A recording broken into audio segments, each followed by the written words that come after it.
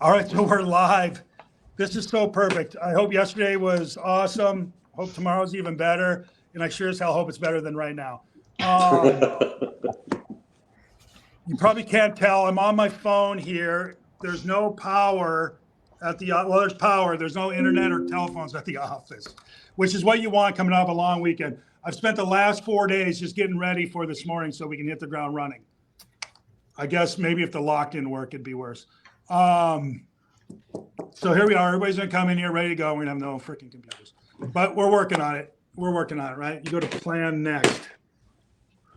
Freaking technology is so awesome when it's awesome and so not when it's not.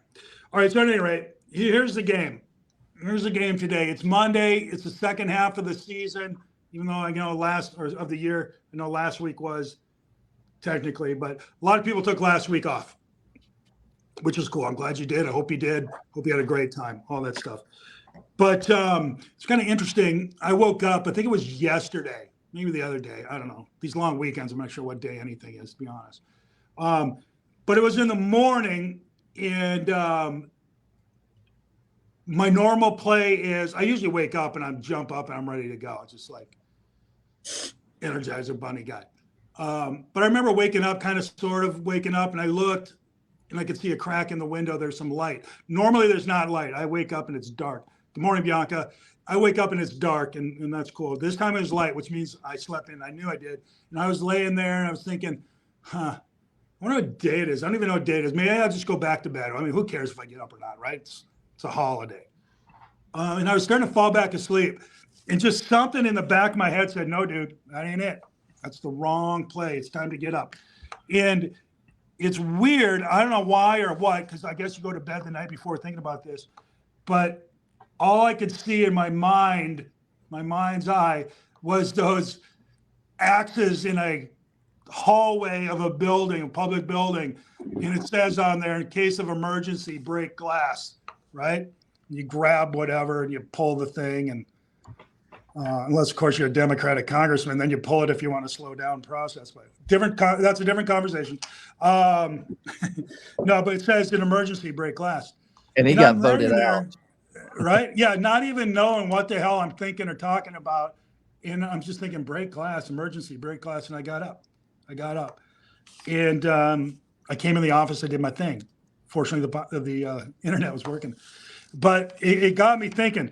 I found myself capitulating to the powers that be, to the moment, the market. And it's hard right now. And if you don't think it's hard right now, you're either lying to yourself or there's something weird going on. It's hard right now. But what happens is it starts to chip away at you. You start to capitulate, and you start to weather the storm. You start to just ride it out. You start doing all that. And your mindset goes from can do to let's give it a shot to, you know what? It's not our time. I'm just going to give in. And it's kind of like when you gain weight. I don't know if you ever gained or lost weight before, but I remember one time I ended up gaining like 50 pounds. And I looked at myself in, like a window somehow and thought, who in the hell is that handsome man? No, that wasn't it. It was like, who's that fat ass? What happened to that young, vibrant person? And I got on a scale. I was like, whoa, look at me. And I started losing weight. I ended up losing 50 pounds fairly quickly. But you don't wake up heavy. You get to that point, right? And you can get off that point. But what happens to, I think, most people who perhaps get heavy, assuming it's not a thyroid issue, it's just a habit, a lifestyle creep that got in there and is kind of wrapped around them and choked out everything else. And it's the same thing with your work mindset or your success mindset, your investing mindset, your whatever, big life mindset, big hopes and dreams mindset. It gets choked out because it's hard, because the internet's not working, because whatever, right? You got to push back on that. You got to push back hard. And if you're fortunate, lucky, or I don't know what caused me to say, hey, be careful, right? Your gut. Sometimes you just got to break the glass. And I think that's what was happening to me. I was all right. Well, we'll ride it out. It's hard. Just ride it out. And when it turns, we'll get after it. No more. Starting today, we're not going to be satisfied with writing out anything. Today, we take it to the market. We're going after it. I was all right. Let's just get contacts. Let's just get the 20 contacts. Let's get the 20 contacts. That's awesome. But that's a loser mentality. We want the appointments. Get the appointments, right? Set the appointment. Contacts are great, but they don't get you anywhere. Views are awesome, but they don't get you anywhere. Likes are great. They don't get you anywhere. Get the appointment. Get the appointment. Get the appointment. That's one thing. 2, pre-qualify. No more of this BS. Let's go see what happens. Let's go see if we can make BS. All right. Don't do that. We got a law now that says if you're a buyer agent, you got to get them to sign a freaking document. That could be the greatest thing that ever happened to most buyer agents. All right. You're going to know that the people you're working with want to do something. It's the greatest pre-qual ever. You can thank whoever passed that damn law. All right. It's probably going to make you millions. It's going to cost some people out of business because they don't have the guts to ask. This is going to force you to ask. So great the way the listening agreement does. But do not go on the appointment unless you're 99.9% sure you're going to get the listing. Well, 1, that they're going to listen. 2, they're going to listen with you. Do not go. So many people go. Well, I'm going to talk them into it. Well, they're going to see how great I am. Oh, dear Lord, I hope they do. Right? No, you're a professional. You're going to pre-qual. Do I pre-qual my mom? Yes. How about my best friend? Absolutely you do. Okay, my neighbor, I love my neighbor. I know, I love him too. Pre-qual. Everyone, 100% of the time, all the time, underline, highlight, bold, every time. Pre-qual them. All right? You pre-qual yourself. I'm thinking about selling.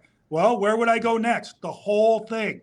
You just pound that shit into your head because you got to take it to the market now. Don't let it come to you. Do not let it come to you because it ain't coming. It ain't coming. All right? You go get what you're going to need or want. All right? And it's out there for you to go get. The other things, go preview property. The market has turned so much with this AI stuff.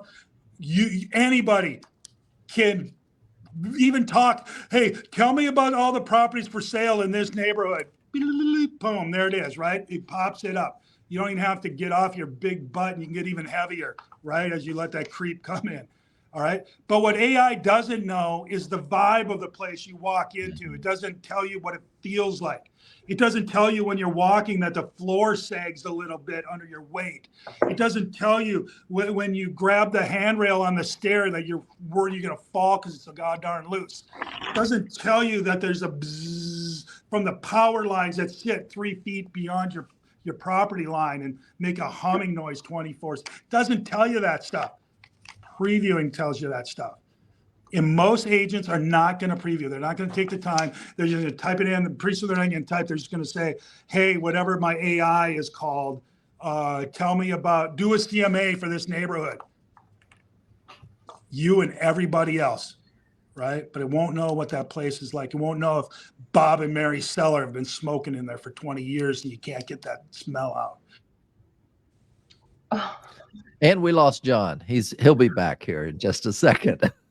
But you know, I think weighing to that, just kind of jumping on in, it is those simple little disciplines that will make the difference. Wouldn't y'all say? Yeah, Totally.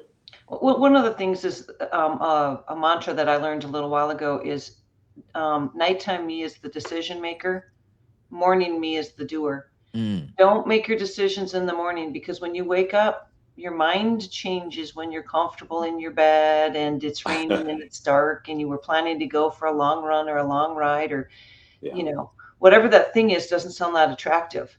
And nothing is really all that hard. The hardest thing is getting your feet on the floor and standing up and getting out of bed. Once you do that, you're good to go.